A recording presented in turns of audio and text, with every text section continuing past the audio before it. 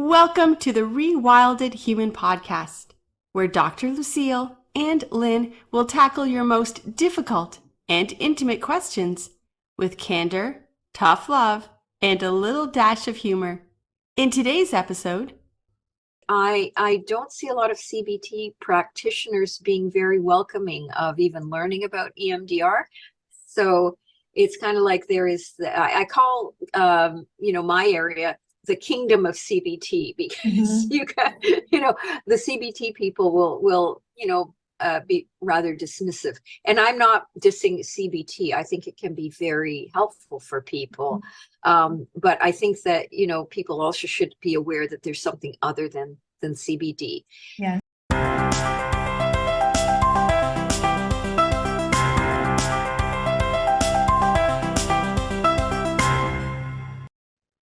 Welcome, everyone, to episode 13 of the Rewilded Human podcast. I'm here with my beautiful co-host, Dr. Lucille.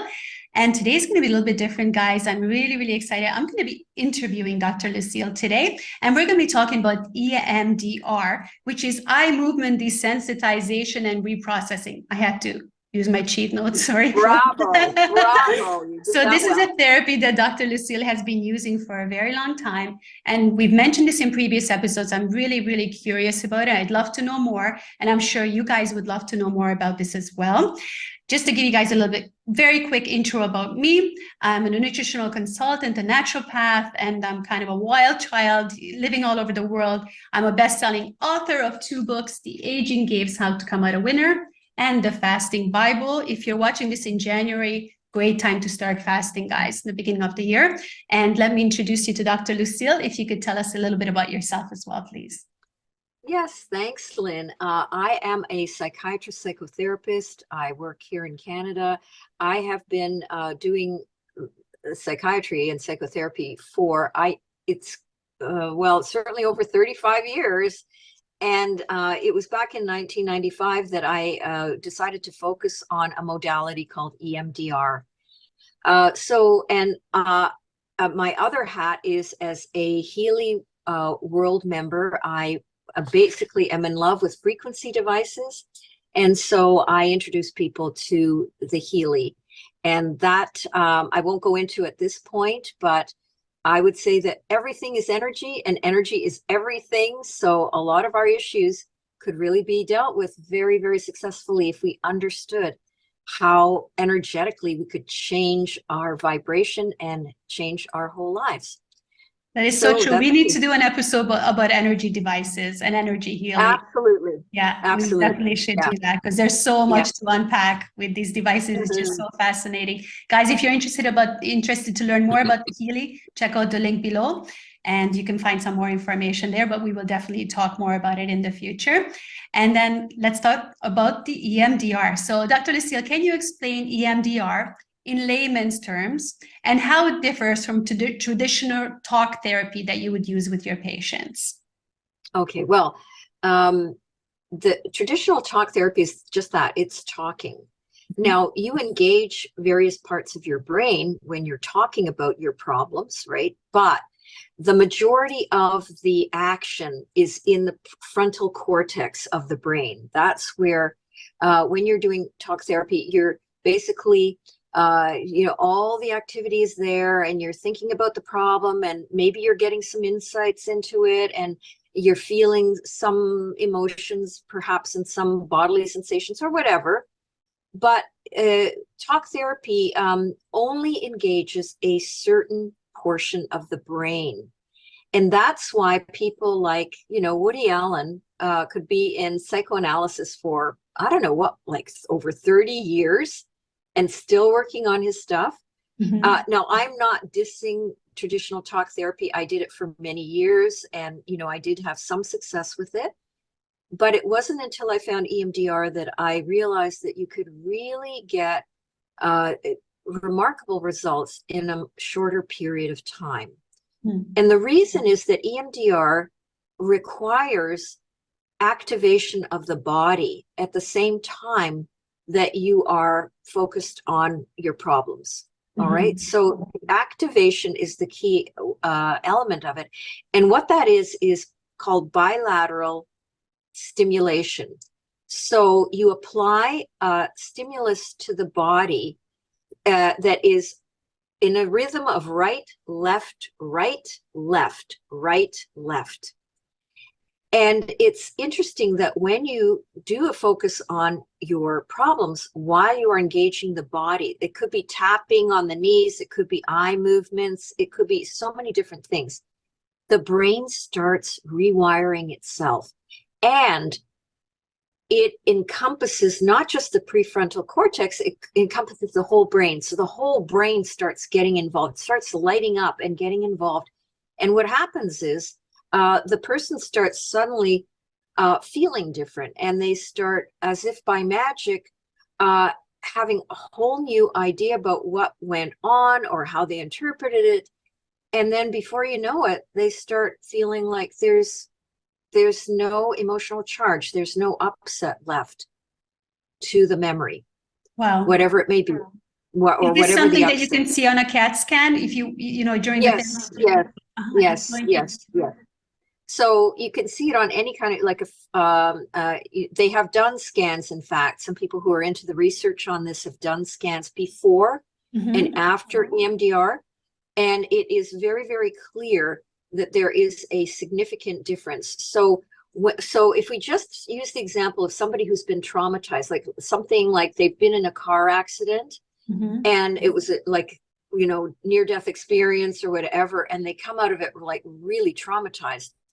And you take a picture of their brain, whether it's a SPECT scan or an MRI or whatever, you will notice that there are parts of the brain that are under functioning and look almost dead. They're just not, the neurons are just not communicating with one another. And then there may be other parts of the brain that are overworking to try to compensate for the parts that are almost dead. And so they're lighting up all over the place and they're working really, really hard. And then person has EMDR treatment, they do an after shot, and the entire brain looks like it's functioning as normal. Like all the team players, all the parts of the brain are lighting up just as they should. Wow. Not too excessively and not less than what they should be. So yes, you can absolutely see that on scans for sure. Amazing. So it's like everything starts working in perfect harmony again. Exactly.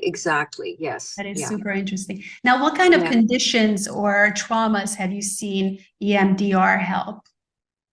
Well, originally it was designed to work for PTSD. A lot of the original work was done on Vietnam vets in the States. So the primary thing that it was designed for is PTSD, post-traumatic stress disorder.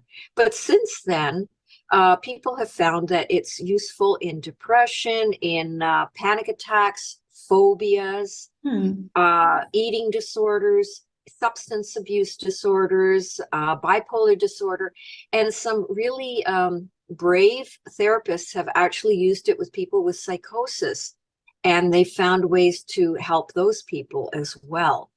That's really so really, what about like fear of flying, for example? Yeah, that, like a phobia, fear of flying, for example. Yeah, that would be very very common. And the other thing that people don't realize is that when you also rewire your brain to come out of, the bondage of trauma or upsetting memories, that's one thing that you can do, but you can also use it for peak performance. So some therapists actually work directly with like athletes or performers.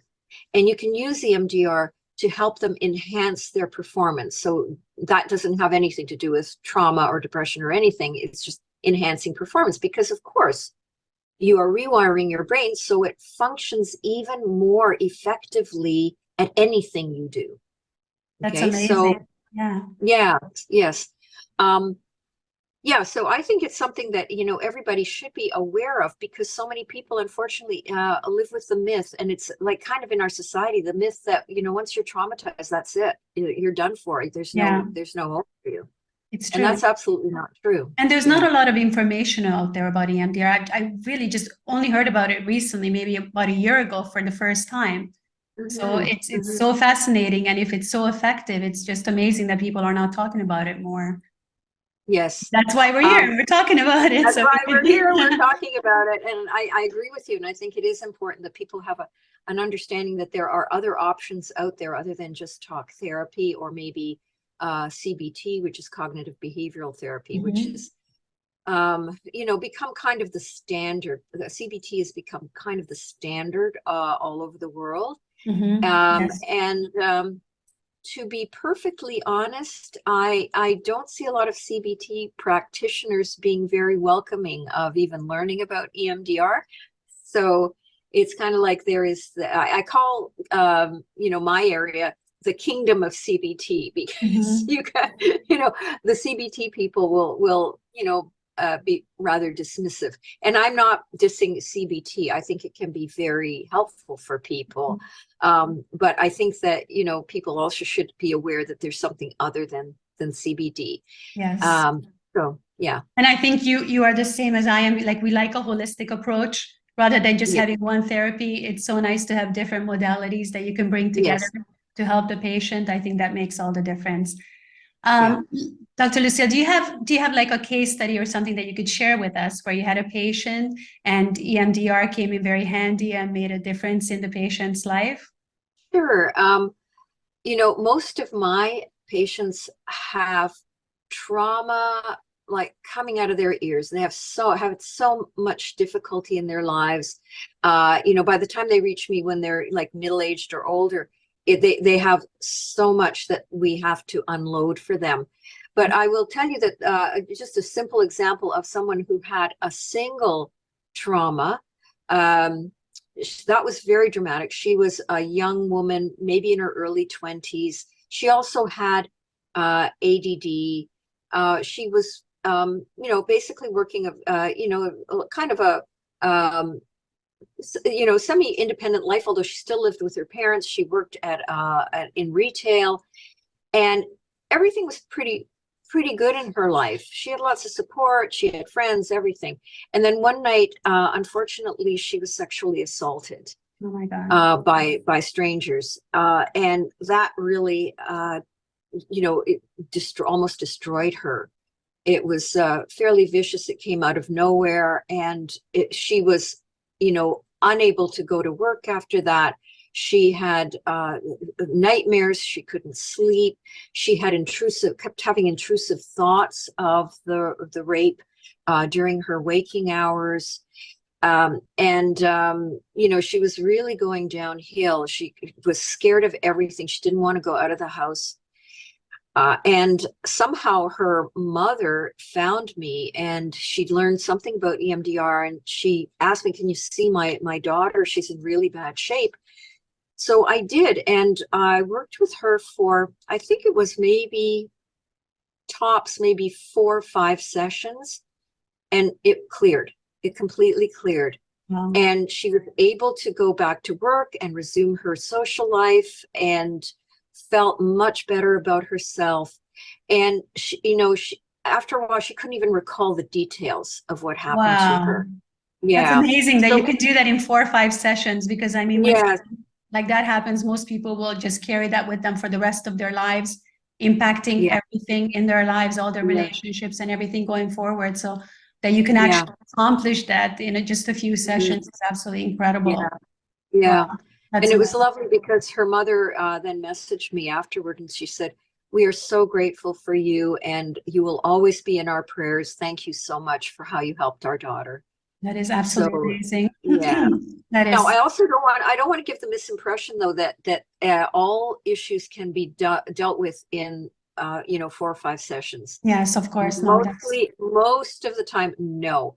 And I do have people who have turned themselves around considerably, but they've been in, I think the longest patient I've had in treatment is like 10 years. Wow. And these are people who have had such a rough go of it. It's like every day of their life since they were born, they've had 4 or 5 or 6 traumas every day, Wow, is that even possible? Oh, it is so possible, Lynn, and it's so unfortunately common, right? Because a lot of people are traumatized, they do not heal, and then they go on and have children. Mm-hmm. And then they, unfortunately, without even realizing what they're doing, they inflict their trauma on their children. Absolutely. So, yeah, I won't go into detail because it's kind of depressing. But even they, I mean, after a few years, I mean, I've had people say to me, you know what? I know we've been working at this for a long time, but I am really amazed by how different I am. I feel different. I'm not the person I was before. And I'm so grateful that I've done this work with you. And it's not me, but it's use of the tool and the intention of the person who's coming for help. Absolutely. So yeah, so you can rewire your brain, absolutely, for sure. There's no question. It may take longer for some people, but it can happen for absolutely. I love that. That's fantastic. Lucille, what are the typical stages or steps in, excuse me, what are the typical stages or steps in the EMDR session, and how long does the treatment usually last? Okay, well, it's an 8-stage process, really. So you start with a history taking, of course. That's number one. Number two, you start preparing the person. So you tell them what they can expect, because it's a very different process from, how we go through life day to day. When you go through an EMDR session, you're really getting in touch with your unconscious mind. And that can be, for some people, like really strange or sometimes a little bit freaky.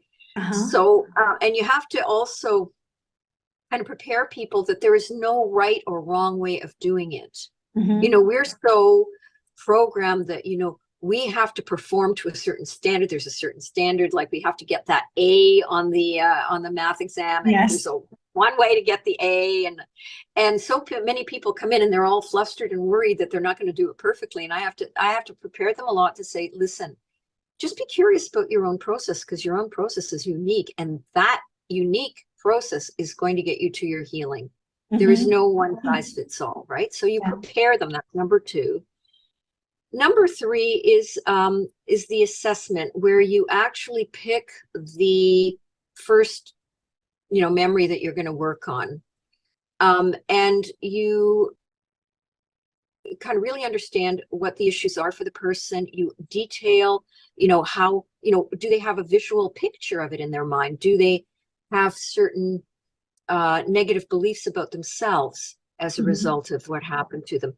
What are their emotions when they think about it? What are their bodily sensations?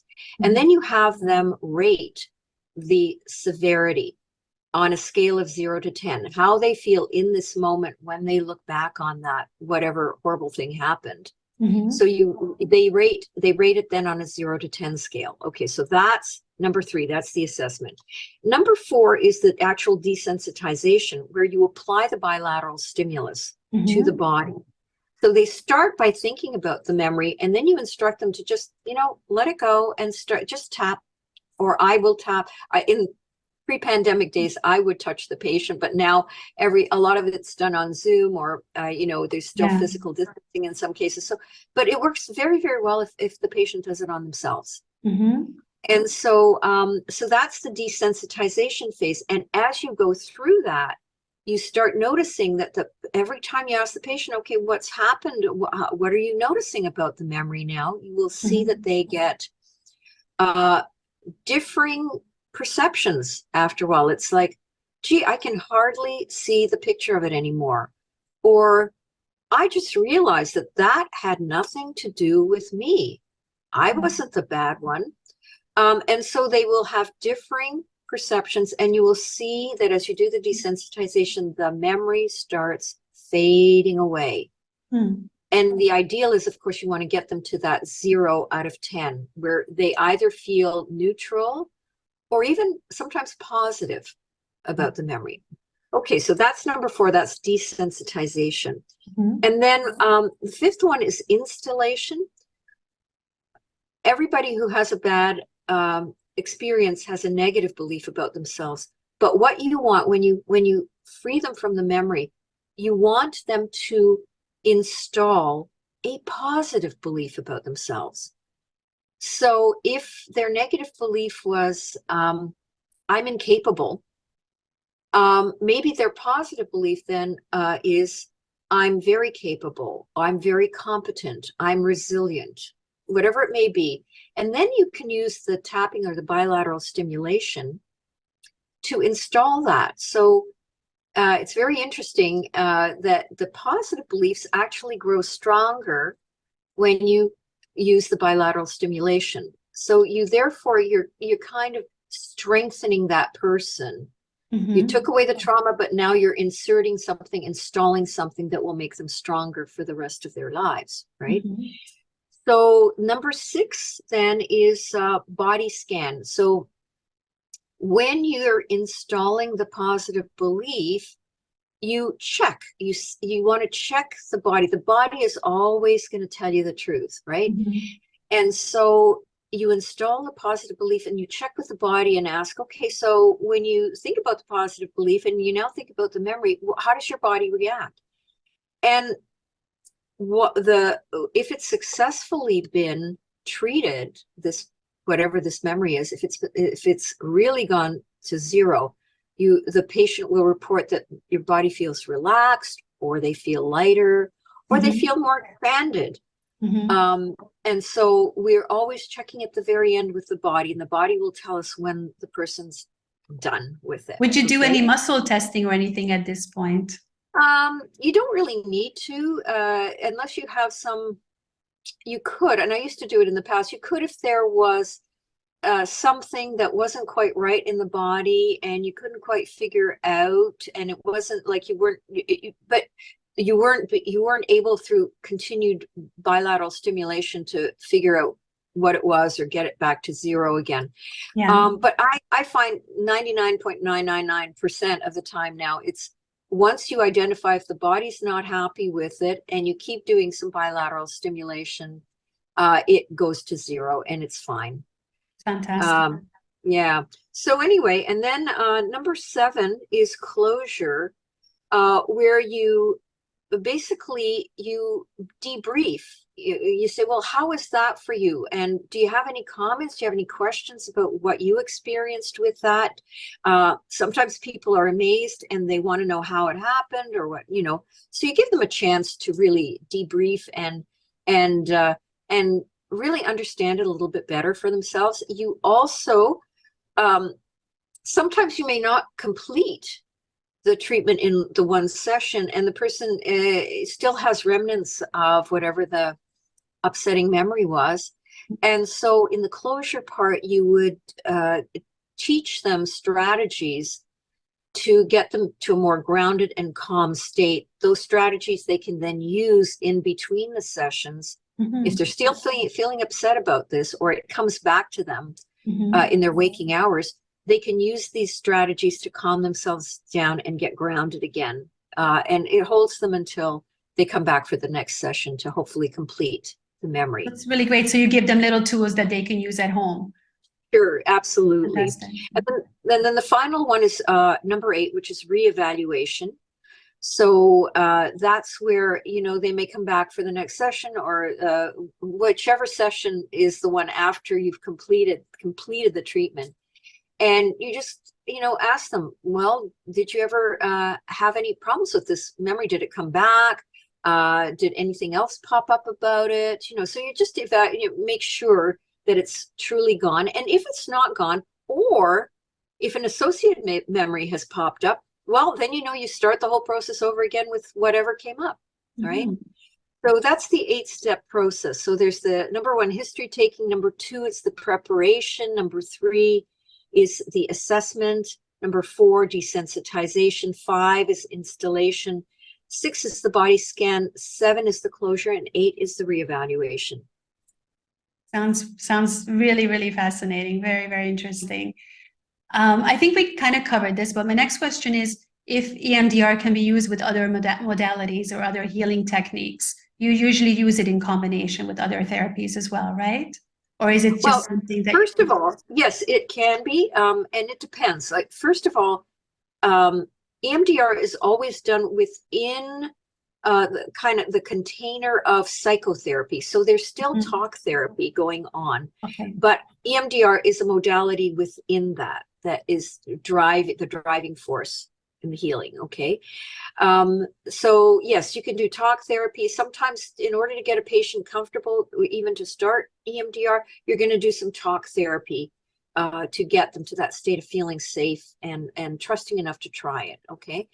I also use things like essential oils, aromatherapy, and I think you also use Young Living essential oils. Yes, I do. Yes. So yeah, I use them as well. And the beauty of those is they have a chemical in them, sesquiterpenes, that actually bring more oxygen to the part of the brain that holds memories and emotions. Wow, I did not know. That's very interesting. Yes. And it also helps to calm the person down. So it's a double effect that you're getting, where it's assisting the EMDR in allowing the person to go more deeply into their emotions and their memories and the detail of the memories, but at the same time stay relatively calm. So that is another thing that I use. And I also use the Healy, the Mag Healy. What you can do with this is great because you can put it in the office and it emits a magnetic field that helps in many ways to balance out the energies, because the person with the issue and me, we're all giving out energies all the time. And so this Healy basically puts out energies into the atmosphere that also help to balance everything out. So that's really cool. I've been meaning to ask you that if you use the Healy in your therapy. That's yeah. And I actually have a couple of clients. One client who regularly comes in, she has her own Healy, and so she tunes it to whatever program she feels is right for her. And we use the Mag Healy at the same time. So we're using two devices in the session, and she just loves it. So that's it. Now, I know that other therapists use other modalities, like if they've been trained in other modalities prior to coming into EMDR, like some people will use things like hypnosis on occasion or neuro-linguistic programming or whatever. And they basically, they try to use it synergistically with the EMDR to enhance the effects. So yes, you can certainly use it with, you can use a lot of different modalities with the EMDR. The one thing that I would, just, evaluate a little more carefully is if you're already using something like another body-oriented technique, like emotional freedom technique, also involves tapping. Yes. Which is great. I wouldn't necessarily combine the two in the same session. Because I think it's a little too much stimulus to the body. But if people want to do EFT outside of the sessions, I don't have a problem with that. Or, people have various tapping things that they do on their own, or things like stimulating their acupressure points, things like that. That's perfectly fine. Excellent. Great. Thank you so much. The next question is, are there any misconceptions about EMDR that you would like to clarify for our listeners? So if they go searching for EMDR, will there be some things that come up that could be confusing for someone? Yeah. First of all, when it was originally promoted way back in the early 90s, it was promoted, unfortunately, as a one-session treatment. And the founder of EMDR later stated openly she regretted that was ever the message given, because yes, for some very specific issues, maybe one session can do the trick, but for the vast majority of people, it can be, in some cases, lengthy. As I said, I have one client who's been doing it for 10 years. Usually people can it can get whatever, even if they've had chronic issues, they can usually complete a course of therapy if they stick with it within a year or two or so. Okay. But nobody should come in thinking, oh, well, I'm going to have one session and that's going to do the trick. I have to dispute people of that notion. also another thing, because it's still called EMDR, eye movement desensitization and reprocessing, people think that you only use the eyes. And actually, the majority of therapists don't use the eyes anymore. Some do. But a lot of them, myself included, prefer tapping on the body, because that way the person can tune in. Their eyes will be closed and they're sort of just tuning into whatever comes up in their consciousness. Whereas with the eye movements, you're constantly having to track either the therapist's hand going back and forth, or they have light boxes that have lights that focus the eyes to go back and forth. And those work great. But sometimes it's a problem because people's eyes get tired after a while, or they have dry eyes and it's hard for them, so it depends. And I try and get people to just pick the bilateral stimulus that feels comfortable for them. So it's maybe you can tune in better as well when your eyes are closed. Yes, you can certainly tune in better. Yeah, for sure. So some people also think of it as magic. It's kind of like, oh, I'm just going to go to the EMDR therapist and she's going to take out her magic wand and tap me on the head and it'll all be gone, right? Yeah. Well, the problem with that is, if you're not going to take action in your own life, if you're not going to do the things that will support your healing outside of the session, it's not going to take. It's kind of like people who think, oh, magic's going to happen and my life will just be perfect and that's it. I don't have to do anything. Yeah. And that's that's unfortunately a misconception for in a lot of therapies. But you do some work, even though in the actual session itself, you may be more feeling passive and you're just observing what comes up for you. The point is that you still have to take responsibility for yourself, and you have to understand that when you change, like with any therapy, when you change, things will change in your life, including, for example, there may be relationships that either fall apart or that simply change up, and you may find yourself in different relationships.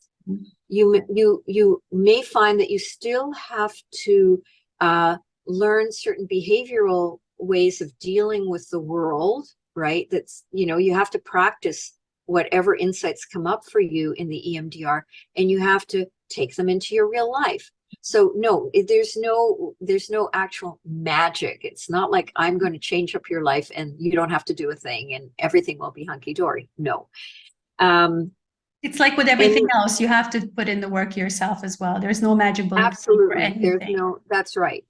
So if you're going to do EMDR and you have a session, this is something that used to come up a lot. People who would come in, they do a session, and then they'd go home and they'd toke up, like they would do marijuana, whatever. And that erases all the work. Really?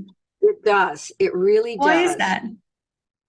I'm not totally certain of why that is. I think any amount of substance abuse will change the state of the brain, and it will make it harder for the brain to consolidate any new learning. Because if you've ever dealt with people who are moderate to intense cannabis users,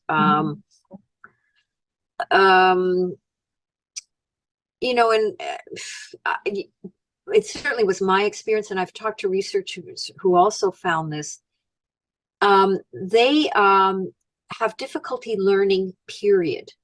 Like their learning just goes down the tubes if they do it long enough. Yes. I've seen the scans from Dr. Amen. You've probably seen his scans as well. Yes. And he's showing that actually marijuana use can be even worse than alcohol abuse for the brain. Yes. Right. Especially if you're using a lot of THC. At a young that I age, and found the kids are really, starting really it younger killer. and younger. Right, exactly. So that would be an example of, no, I'm not going to, you know, magically change you and you can go back to all your bad habits. It just doesn't work that way. Yeah. And the other thing is, people are afraid that this will make them dwell on their bad memories and their traumas, and they're only going to feel re-traumatized if they focus on it. And that's not actually true. It's more, if you just let your brain go, your brain knows how to heal. It really is amazing at healing. And it does not want you to stay stuck in any of this. It will, you know, and it's like any other function of our body. The natural tendency is for healing. So I always give the analogy of a cut on your skin. And you just, you know, your body will go to town immediately. It will start working to heal that. It doesn't just leave it there, and it doesn't, you know, do anything to make it worse. It's always working to heal that. And the same is true of your nervous system. It's just that some people are so overburdened with traumas or bad experiences that the brain has not had enough time to catch up and do the work of self-healing. Okay, so it's not about, no, we're just going to throw you into the pit of misery and keep you there and you're going to just feel awful. No, the brain is self-healing. And the other thing that often comes up with people is we talked about it a little earlier, perfectionism. They have to work hard. They feel they have to work hard and they have to think through to their healing. They have to use their logical brain and think hard and overfocus and figure it out and all of that. And it's very interesting how many people I have to keep counseling to just relax. The healing will happen more effectively if you relax and allow your unconscious to just take the wheel of the car and drive it to its healing. You know, it really, if you overthink it, you get in the way of the healing. Yeah, I can totally see. Yeah. So those are my top misconceptions. There are probably others, but those are my top. That's super interesting. I wouldn't have guessed those at all. So that's really fantastic. Lucille, what does the current research say about the long-term effectiveness of EMDR therapy? Do we know anything about the long-term effects? There isn't a lot out there about the long-term effect. Most of the studies, and I think it's largely because of lack of financing, most of the studies are short-term, and they involve, a brief number of sessions, maybe, 6 to 12, something like that. And there isn't usually a lot of follow-up afterwards. And what the research is mostly about is comparing EMDR to like CBT or EMDR versus an antidepressant. And then, they do the before measurement of where the person is, and then after, and they, determine if there's been a significant difference with the EMDR compared to whatever the other treatment is. So that's where most of the research is. However, I can also say that in terms of long-term, I'm really just going by anecdotal information. I have found that, if I do a successful course of treatment with somebody and then they go away, and sometimes they come back 2 or 3 years later and they're coming back with a different issue. Like say they had a lot of trauma in their childhood, we've helped them to clear it. And then maybe 2 to 3 years later, they find themselves in a toxic job situation. And so when they come in again, I said, well, okay, so what happened to the other memories? And, did they ever come back? And I said, oh, no, I never even think about the past anymore. I never think about, the sexual abuse or any of that. Right now I'm just totally preoccupied with the current stressors. So I often get that response. And that could be like 2 or 3 years later, or even 4 or 5 years later after the treatment. And I've heard the same thing from other EMDR practitioners that, when they see the patient again, sometimes they will contact the patient, for their own interest, and they'll contact the patient 1 or 2 years down the line and say, how you're doing. And they almost always get that response. Oh, yeah, that's in the past. I'm fine now. That's great. Yeah. That's really good feedback. I mean, that's the most important, to have that kind of feedback. Really, more money is going into drug research than these kinds of therapies that are not making money for the big pharmaceutical companies, right? Absolutely. Absolutely. Which makes a lot of sense. Lucille, in your experience, how do patients typically respond to EMDR therapy? And especially those who might be a little bit skeptical at first, like, will it still work for them if they're skeptical, or to be really open to the whole process? Yeah. Yes. First of all, it depends on how skeptical. Like if a person is coming under duress, like my wife sent me because she finds me pain in the you know what, and I don't know why I'm here. Anybody can resist an effective form of therapy. Anybody, if they're not into it, they can resist. So it doesn't work for them, right? Yeah. However, most people, if they just come in skeptical and they think, I'm not sure that this is going to work for me, if that's the level of skepticism, usually just giving them sampling, just doing, picking a memory at random and giving them a sample experience will release them from their skepticism. And so I find that most people, after a little while, they just get into it. They're fine with it, no problem, even if they came in thinking, I don't know if this is going to work. Because really what you're doing is you're engaging a natural process. As I said earlier, there's a natural process of healing. Every part of our being is gravitating towards healing or balancing ourselves. So it doesn't matter if you're skeptical, the process will still happen. Still work. Right? What about for children? Do you also treat children or adolescents with EMDR? I don't. Because I'm not trained in child or adolescent psychiatry, but I do know therapists who are. And it's very, very interesting that for children, it can work far more rapidly and effectively than for adults. And I think one of the things is because their brains are still plastic, they're still forming, and they can form new neural connections much more easily than adults. But they require a very different technique, because you can't sit down with a child like you can with an adult, and you're sitting across from one another and you're talking about the memory and all of this. With children, sometimes they cannot really express. They don't even understand what happened to them, so they have a hard time even telling what happened, and you have to figure it out through their behavior, right? Like suddenly they're becoming hostile to their friends, or they're unable to sleep at night, or all sorts of things, right? So you have to determine from their behavior. And then the other thing that is used a lot is incorporating the bilateral stimulation with play therapy, which is usually the way that therapists work with kids. And so they have things like doll houses with all different characters, and the child will make up stories about the doll house and who's in it and what they're doing. Or you have them draw, and they will kind of, in the drawing, they will draw things that are symbolic of what happened to them. Or there's sand therapy, where they're playing in a sandbox, so you engage them through play. And that's much better.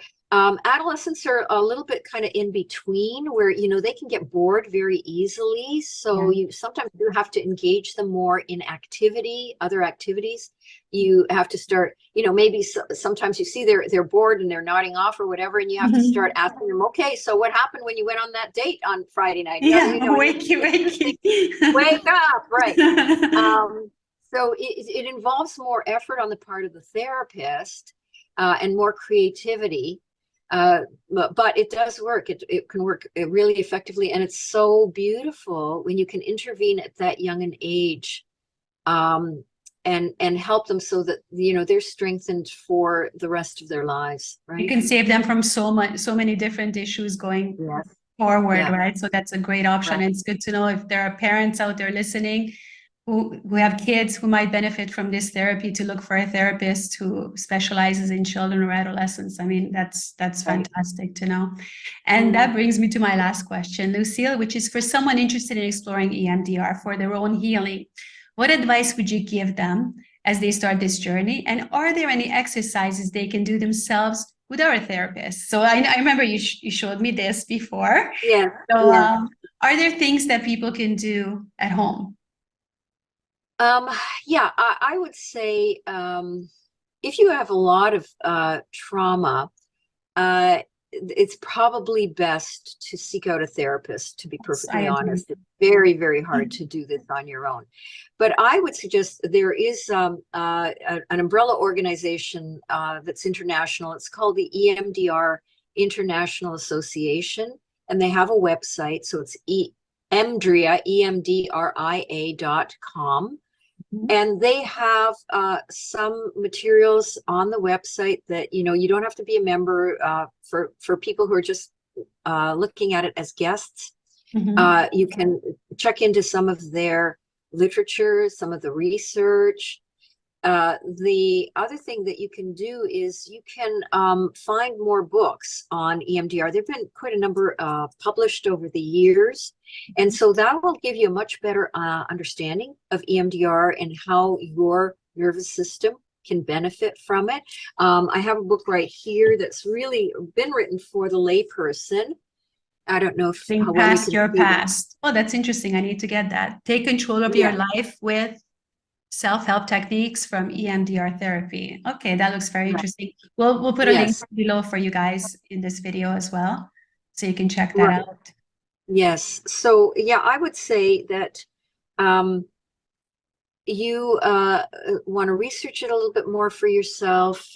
You want to, check out some of the self-help materials that other EMDR practitioners have put out. Sometimes you can just, yes, you can try it on yourself, but I would try it out, in a very kind of limited way. But for example, when you are walking, you are doing the bilateral stimulation. Okay.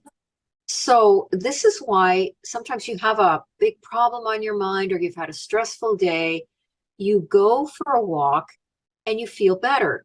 And or you may come up with some kind of solution to whatever the problem is. It's because that bilateral stimulation has stimulated your neural networks to start reconnecting in a way that helps them to figure out whatever you need, right? That is so interesting. I know you are an amazing hiker. I know you're up and down that mountain in Gibraltar. I don't know how many times a week you do that, but you are giving yourself bilateral stimulation. That is so interesting. I didn't realize that, but that's why I'm so healthy, and my mental health, and I do get mental clarity, and I get ideas when I'm walking. Sometimes I have my tripod, I whip it out and I start filming videos because I get all these ideas. So yeah, definitely walking is amazing. And it's great to know that you can tie that into your EMDR. I had no idea about that. Yeah. And so other ways you can just do, and there are various ways. I'll only demonstrate one, which I did a little bit before, which is, just tapping lightly on the thumbs, on the heads of your thumbs with your index finger. Alternating.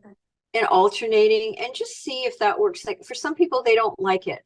Other people might like the tapping on the tops of the knees, or gentle pressure on tops of the knees. Some people like tapping their feet. And you may notice that sometimes when you're with anxious or agitated people, they start tapping their feet. My son does that. Yes, and that's a way of self-regulating their internal, emotional landscape. And I would say try that at times, not to get into the depth of your own trauma, but just to help you start relaxing. So like what I often tell people, we have horrible traffic here in Toronto, and sometimes you're stuck in traffic for like an eternity. I remember. And people, oh, it's horrible. Yes. And so I tell people, what you can do is, if you're stuck in traffic, you don't have to actually, manipulate the steering wheel. Just tap alternately on the top of the steering wheel, just like that. And you may be surprised by how calm you become, right? That is so interesting. I think I've done that before without even realizing it. But you do kind of sit there and you start kind of playing with the steering wheel. How interesting is that? Yes. It's a great trick. That's a really good one, especially for Toronto, the big busy cities, when you're stuck in traffic. Yeah. That's amazing. So that's where it's at. I would I would say, just use this in your day whenever you feel the bilateral stimulation, whenever you feel stressed out or you need to calm down. You can't go wrong with it. Now, the only thing that I would caution people about is if you have a lot of trauma in your past and you're doing a bilateral stimulation just to get calm, you've had a hard day at work, sometimes what this can do is it can stimulate your brain to start wanting to heal the trauma. So it starts bringing up the traumatic memories. And I would say that's not something you want to pursue without the help of a therapist. So if that happens to you and you're just, starting to chill out and all of a sudden you have this memory of, something horrible that happened to you when you were 5 years old, you want to stop.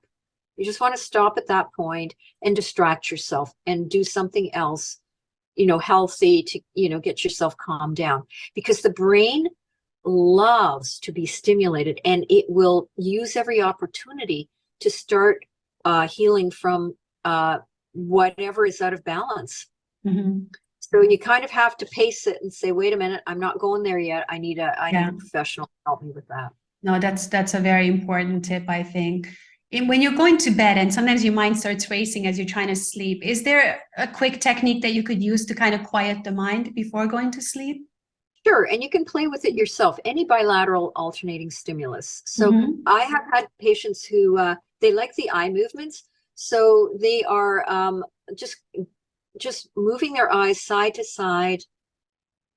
And after a while, they start nodding off and then they can go to sleep. Okay.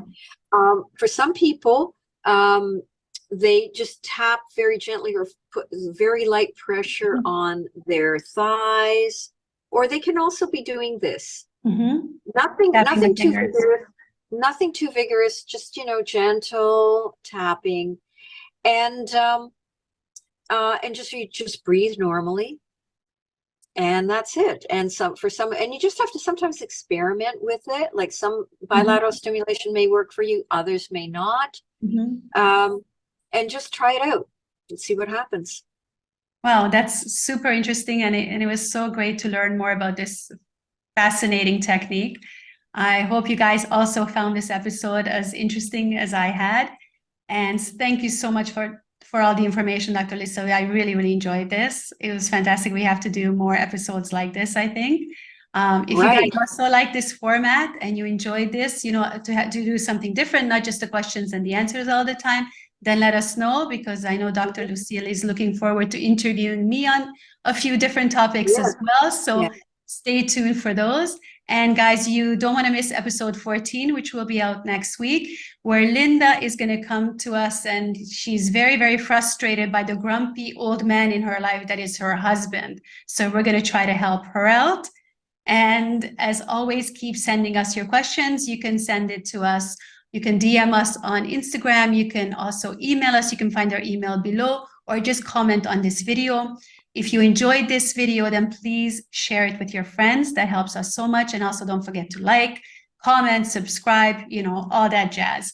So thank you guys so much. Thank you, Dr. Lucille, once again. This was a fantastic interview. I really, really enjoyed it. I enjoyed it too, and I hope it helps a lot of people out there. Thank you so much, Lynn. I hope so too. Take care, guys. All the best. Okay, bye-bye. See you in the next episode.